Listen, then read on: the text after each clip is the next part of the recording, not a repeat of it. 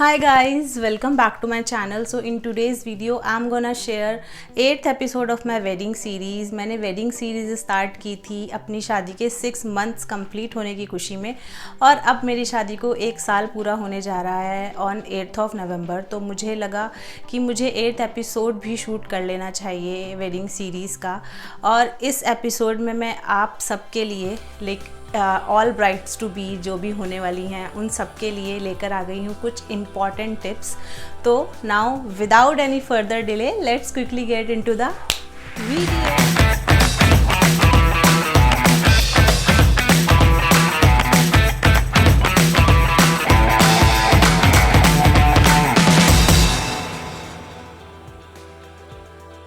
So guys, हम बात करते हैं वेडिंग ट्रूसो की। I am sure wedding ट्रूसो ready करना हर एक ब्राइड टू बी के लिए बहुत बड़ा चैलेंज होता है। वेडिंग ट्रूसो में क्या रखें, क्या ना रखें, क्या छोड़ें, क्या इम्पॉर्टेंट है, क्या इम्पॉर्टेंट नहीं है, ये बहुत ज़्यादा कंफ्यूजिंग होता है डिसाइड करना। तो आज मैं यही कुछ इम्पॉर्टेंट टिप्स आप लोगों के साथ शेयर करने वाली हूँ कि कितनी चीज़ें इम्पॉर्टेंट हैं जो कि होनी ही चाहिए इन a wedding trousseau. So guys, मैंने जो अपना वेडिंग ट्रूसो रेडी किया था, मैंने उसमें कुछ पेयर रखे थे। मैंने टोटल 9 पेयर किए थे अपने पर्सनल। मैंने ज़्यादा पेयर इसलिए नहीं किए बिकॉज़ मुझे पता था कि मैं शादी के बाद भी चीज़ें खरीदती रहूँगी और शॉपिंग मेरी बंद नहीं होने वाली। तो मैंने लिमिटेड सामान रखा था। इसको बोलते हैं कि सगन का सामान है, तो एक नंबर में होता है 9, 7, 5, 11। मैंने अपने वेडिंग ट्रूसो में रखी थी 4 साड़ियाँ, 5 सूट। तो साड़ियाँ मैं बहुत ज़्यादा नहीं पहनती हूँ, बट मुझे बहुत शौक़ है साड़ी पहनने का। छोटा मोटा ओकेजन एंड फंक्शन जितने भी होते हैं, मुझे पसंद है कि मैं साड़ी ही पहनूँ।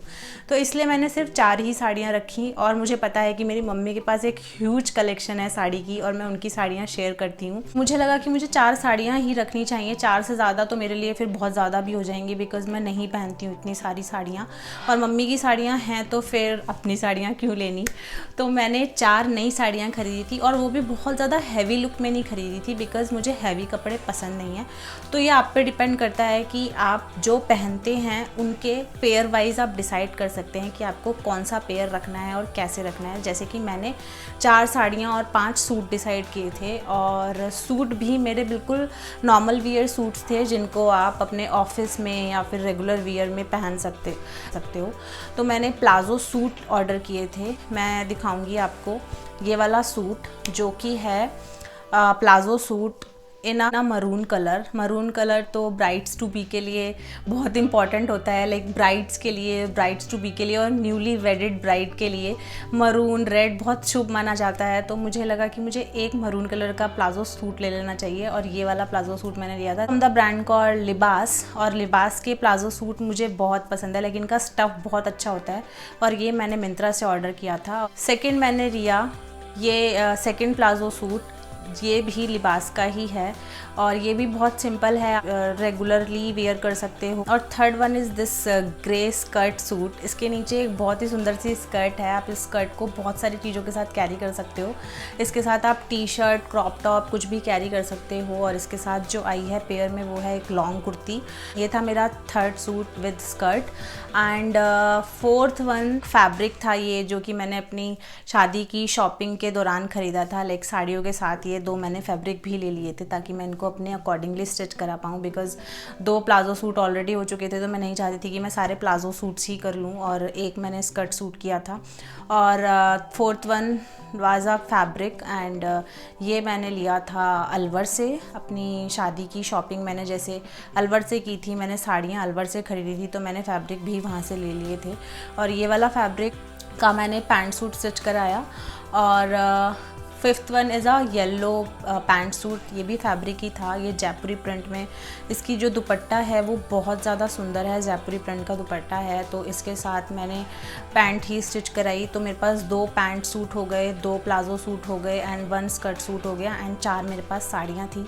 तो 4 साड़ियाँ मैंने अलग अलग कलर्स में ली। एक साड़ी है मेरी ये ग्रीन कलर की साड़ी। इसके साथ जो ब्लाउज़ है वो है रेड कलर का कंट्रास्ट में ब्लाउज़। मुझे इसका कंट्रास्ट बहुत पसंद आया, और साड़ी का फैब्रिक भी बहुत ज़्यादा अच्छा लगा मुझे। बिल्कुल प्लेन साड़ी है with the border, with the golden border, और इसके पल्लू पे थोड़ा सा काम है। तो मैंने ये वाली साड़ी खरीदी थी अलवर से, और second sari is a yellow sari with red border. ये भी प्लेन साड़ी है, हल्का सा इस पर काम है और जॉर्जेट की साड़ी है। इसके साथ जो ब्लाउज़ है वो येलो कलर में ही था, बट मैंने इसको येलो रेड कॉम्बिनेशन में रखा। थर्ड साड़ी है रेड कलर की साड़ी। ये रेड कलर की साड़ी के साथ रेड कलर का ब्लाउज़ था, बट इसको मैंने सिल्वर ब्लाउज़ के साथ भी पेयर अप किया था इन अ फंक्शन। और fourth sari is pink colour की, गाजरी कलर आप इसको बोल सकते हो। इसके साथ भी कंट्रास्ट में ग्रीन कलर का ब्लाउज़ था। तो मैंने ये 4 साड़ियाँ ली और इन चारों साड़ियों के साथ के मैंने पैडेड ब्लाउज स्टिच करवाए और मैंने 2 ब्लाउज़ एक्स्ट्रा स्टिच करा लिए थे, golden blouse and the silver blouse. Because golden and silver एक ऐसे कॉमन कलर हैं कि आप इनको किसी भी साड़ी के साथ पहन सकते हो। और मेरी मम्मी की, जैसे मैंने आपको बताया, बहुत सारी साड़ियाँ जिन पे मेरा दिल आ चुका है। तो गाइज़ ये बात हो गई पेयर की, which is again depend on person to person. Like मुझे बहुत ज़्यादा हैवी कपड़े पहनने नहीं पसंद, तो मैंने plain palazzo suit and pant suit बनवा लिए। हैवी साड़ियाँ भी नहीं पसंद, तो मैंने प्लेन सिंपल सोबर्स 4 साड़ियाँ रख ली अपनी वेडिंग ट्रूसो में। तो it's again depend on you. But मैं सिर्फ इस वीडियो के थ्रू ये बताना चाह रही हूँ कि आप बहुत ज़्यादा एक्स्ट्रा में कुछ मत खरीदो, बिकॉज अल्टीमेटली शॉपिंग कभी बंद नहीं होती, स्पेशली गर्ल्स की। शादी के बाद भी चलती है, शादी से पहले भी चलती है। तो उतना ही खरीदो जितना आपको लगता है कि ख़रीदना चाहिए। अननेसेसरली आप बहुत सारी चीज़ें खरीद लोगे और सोचोगे कि मैं शादी में ले जाऊं या शादी के बाद मैं सब पहनूंगी, ऐसा कुछ भी नहीं होता। ट्रेंड्स चेंज होते रहते हैं एंड आपका मन भी चेंज होता रहता है। तो मैंने उसी हिसाब से कपड़ों के पेयर बनाए कि मैं इतने कपड़े तो रेगुलर वेयर में पहनूंगी ही पहनूंगी। लाइक 5 सूट जो मैंने रेडी किए हैं और जो 4 साड़ियाँ हैं, साड़ियों के फैशन इतनी जल्दी आउट नहीं होते। लाइक बनारसी साड़ी कब से चली आ रही हैं और ये जॉर्जेट प्रिंट की साड़ियाँ, ये तो फॉरएवर होती हैं। तो मुझे लगा कि मैं ऐसे कपड़े खरीदूं जो मैं हमेशा पहन पाऊँ, और उसी के अकॉर्डिंगली मैंने अपने कपड़ों के पेयर डिसाइड किए। बट अगर आप साथ ही साथ हनीमून पे भी जा रहे हो तो आपको हनीमून के लिए भी अलग से कपड़े खरीदने पड़ते हैं। और हनीमून के कपड़े भी मैंने ऑनलाइन ही सारे शॉप किए थे। लाइक मैंने बहुत कम शॉपिंग की है बाहर से जाके, एक्सेप्ट साड़ियाँ मैंने कुछ भी बाहर से नहीं खरीदा। बहुत सारी चीज़ें ऑनलाइन खरीदी हैं। जो शॉपिंग थी वो इस हिसाब से थी कि हनीमून के लिए भी मैं एक्स्ट्रा कुछ ना खरीद लूँ, एक्स्ट्रा ऐसा कुछ ना खरीद लूँ जो मुझे शादी के बाद काम ही ना आए। ये ड्रेसेस इतनी कॉमन है कि आप इनको आगे भी कभी भी पहन सकते हो। तो मैंने कुछ 5-6 ड्रेसेस खरीदी थी और नाइट वेयर खरीदे थे। उसके अलावा आपको टॉवल भी नया लेके जाना पड़ता है। और छोटी छोटी चीज़ें गाइस बहुत ज़्यादा टफ हो जाता है। छोटी छोटी चीज़ें अगर आप अपने साथ नहीं लेके जाते, बिकॉज आपका फर्स्ट डे होता है ससुराल में, तो बहुत दिक्कत होती है किसी से कुछ भी मांगने में। तो मैंने अपने साथ सेफ्टी पिन की अलग पैकिंग की, अपनी मेकअप किट पूरी रेडी करके ले गई थी मैं। जो बेसिक सामान होता है मेकअप किट में वो सब मैंने रेडी किया। पेयर्स में आप अपने बैंगल्स रेडी कर सकते हो। बहुत कॉमन छोटी छोटी चीज़ें जो आप भूल जाते हो, तो ये बहुत इंपॉर्टेंट होती हैं वेडिंग ट्रूसो में रखनी।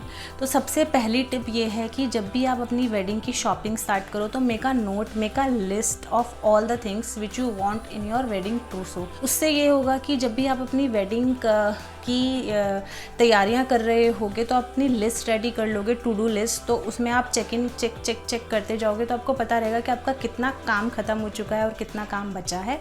बिकॉज़ शादी की शॉपिंग करना एक तो वैसे ही बहुत मुश्किल होता है, और आपकी पर्सनल फंक्शंस की शॉपिंग अलग से चल रही होती है और वेडिंग ट्रूसो की शॉपिंग अलग से चल रही होती है। तो बहुत ज़्यादा कन्फ्यूजिंग हो जाता है ये सब।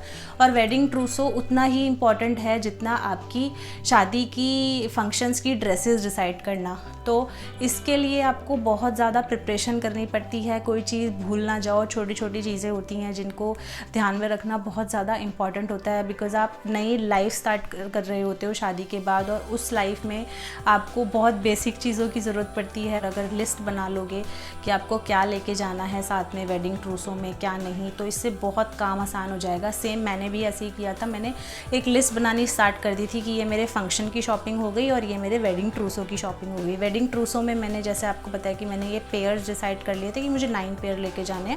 जो हनीमून की शॉपिंग थी वो सारे वेस्टर्न वियर थे, वो मैंने अलग से रखे थे। तो ये कॉमन चीज़ें हैं। लाइक ये बहुत छोटी छोटी चीज़ें हैं जो कि ब्राइड्स टू बी को बहुत ज़्यादा मुश्किल होती है डिसाइड करने के लिए। तो मुझे लगा कि मुझे एक वीडियो शूट कर लेनी चाहिए। आपके काम को आसान बनाने का एक बहुत ही छोटा सा एफ़र्ट है ये मेरा, कि मैंने जो चैलेंजेस फेस किए आप लोग ना करो। तो make a list of all the stuff जो भी आपको चाहिए in your wedding trousseau. So guys, ये थी मेरी वेडिंग ट्रूसो की shopping and some tips for you for all brides to be. तो आप इन टिप्स को फॉलो कर सकते हो while making your wedding trousseau. I hope आपको आज की वीडियो पसंद आई होगी और हेल्पफुल भी लगी होगी, और अगर हेल्पफुल लगी है और अगर पसंद आई है तो गिव अ थम्स अप। तो please go and watch all episodes of my wedding series because 7 episodes already uploaded हैं and this is a 8th episode. और अभी तक आपने अगर मिस किया है कोई भी एपिसोड तो प्लीज़ जाओ एंड देख लो मेरी वेडिंग सीरीज़ के सारे एपिसोड्स। और उसके अलावा भी बहुत कुछ है चैनल पे यार, जाओ और मेरे चैनल को स्टॉक करो। तो मैं मिलती हूँ आपसे अपनी नेक्स्ट वीडियो में, तब तक के लिए सब्सक्राइब करे बिना प्लीज़ मत जाना और घंटे को भी बजा देना ताकि आपको मेरी वीडियोस की लेटेस्ट अपडेट मिलती रहें। और शेयर भी कर देना मेरे चैनल को यार अपने फ्रेंड्स लोगों के साथ, ताकि मेरा चैनल स्प्रेड हो और ज़्यादा से ज़्यादा सब्सक्राइबर बढ़े मेरे चैनल पे। और लाइक भी कर देना अगर आपको ये वीडियो पसंद आई है तो। और अब मैं मिलती हूँ आपसे अपनी नेक्स्ट वीडियो में, तब तक के लिए बाय बाय।